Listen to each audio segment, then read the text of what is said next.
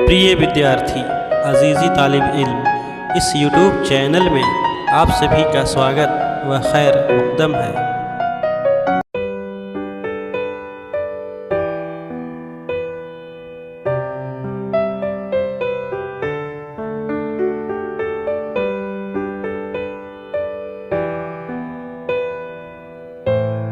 पिछले पाठ में हम लोगों ने सजीव का सूक्ष्मतम इकाई कोशिका के विषय में पढ़ा।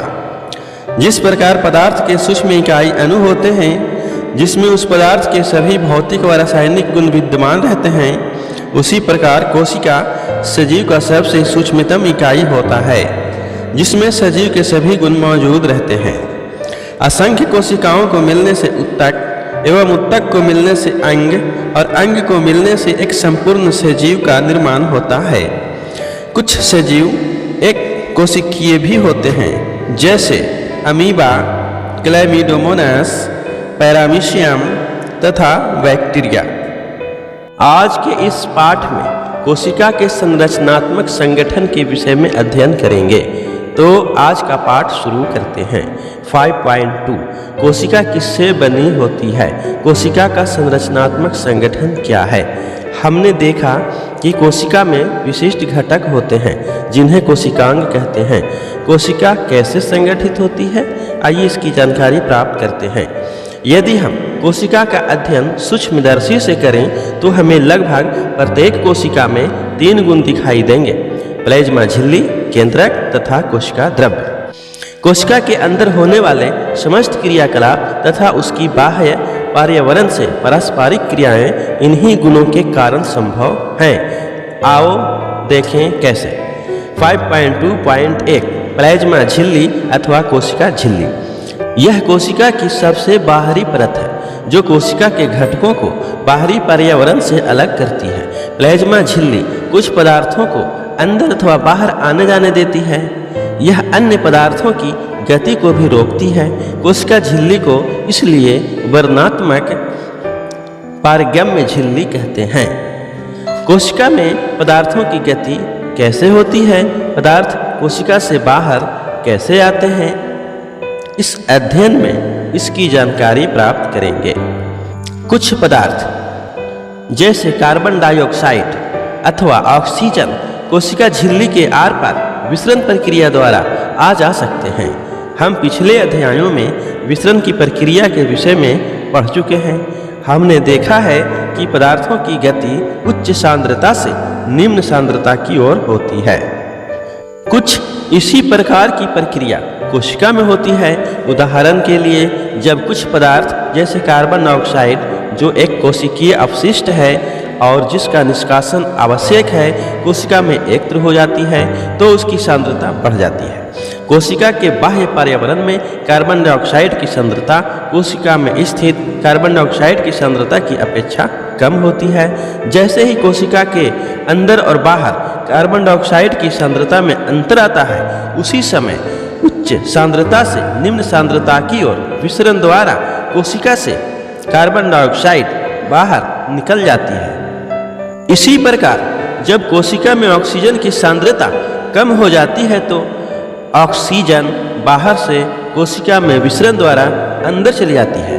अतः कोशिका का बाह्य पर्यावरण में गैसों के आदान प्रदान में विसरण एक महत्वपूर्ण भूमिका निभाती है। जल भी विसरण के नियमों के अनुकूल व्यवहार करता है। जल के अणुओं की गति जब वर्णनात्मक पारगम्य झिल्ली द्वारा हो तो उसे प्रासरण कहते हैं। प्लाज्मा झिल्ली से जल की गति जल में घुले पदार्थों की मात्रा के कारण भी प्रभावित होती है।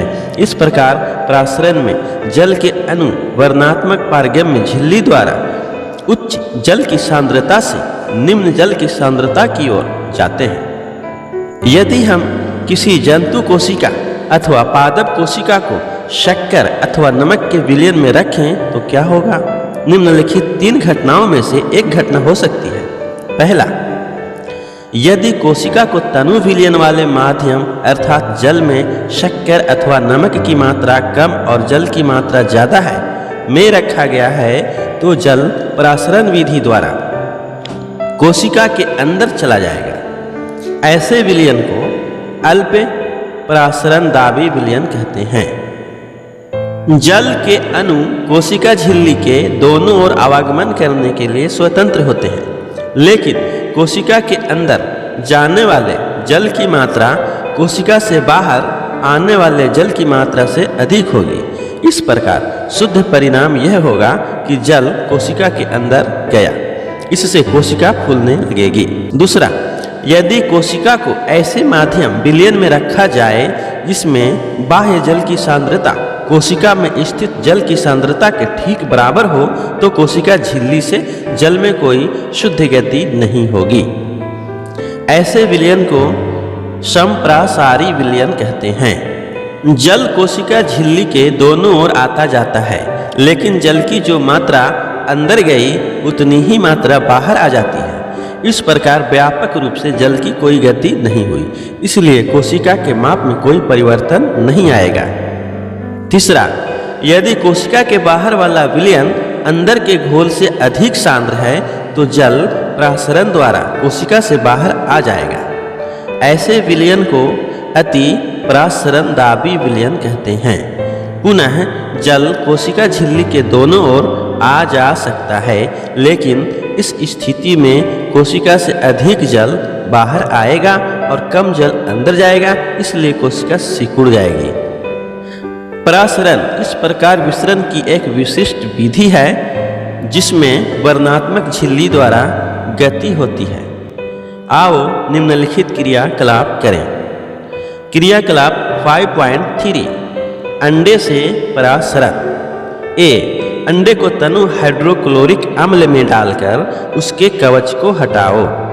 इसका कवच अधिकांशतः कैल्शियम कार्बोनेट का बना होता है। एक पतली बाह्य त्वचा झिल्ली अब अंडे को घेरे रखती है। अंडे को शुद्ध जल में रखो और 5 मिनट के बाद इसका अवलोकन करो। आप क्या देखते हैं? अंडा फूल जाता है, क्योंकि प्रसरण द्वारा जल अंडे के अंदर चला जाता है।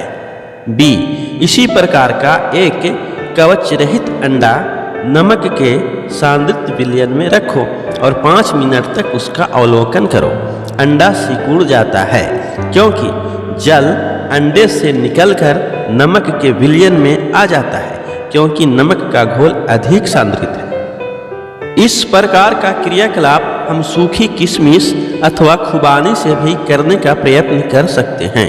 क्रियाकलाप 5.4 सूखी किशमिश अथवा खुबानी को केवल जल में रखो और उसे कुछ समय के लिए छोड़ दो।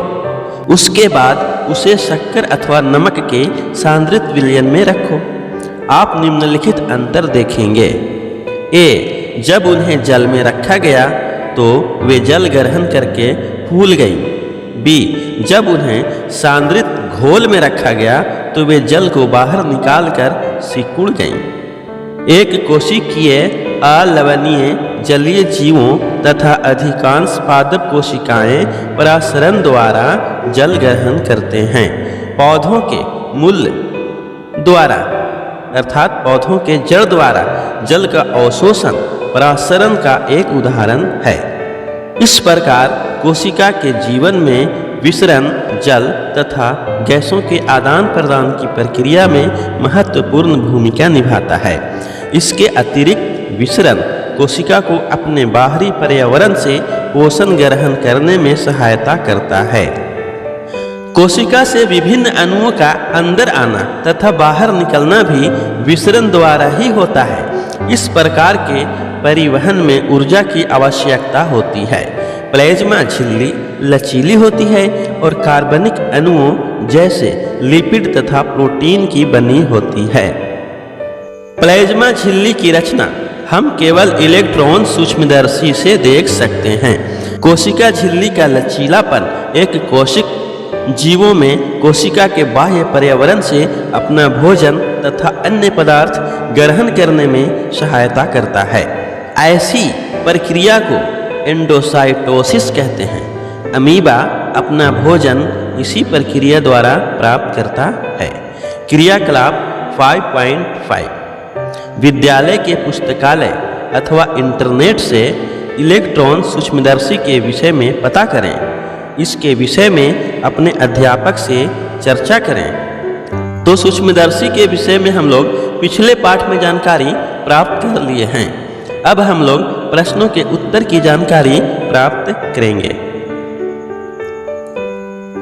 प्रश्न संख्या 1, कार्बन डाइऑक्साइड तथा पानी जैसे पदार्थ कोशिका से कैसे अंदर तथा बाहर जाते हैं, इस पर चर्चा करें। उत्तर, कोशिका से कार्बन डाइऑक्साइड अंदर तथा बाहर विसरण प्रक्रिया द्वारा जाते हैं। जब कोशिका के बाहरी पर्यावरण में कार्बन डाइऑक्साइड की सांद्रता कोशिका में स्थित कार्बन डाइऑक्साइड की सांद्रता की अपेक्षा कम होती है तो उच्च सांद्रता से निम्न सांद्रता की ओर विसरण द्वारा कोशिका से कार्बन डाइऑक्साइड गैस बाहर निकल जाती है।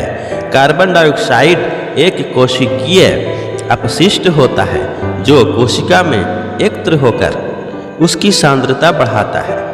पानी का भीतर तथा बाहर जाना प्रासरण प्रक्रिया द्वारा होता है। जल के अणुओं की गति जब वर्णात्मक पारगम्य झिल्ली सेलेक्टिवली परमीबल मेम्ब्रेन द्वारा हो तो उसे प्रासरण कहते हैं।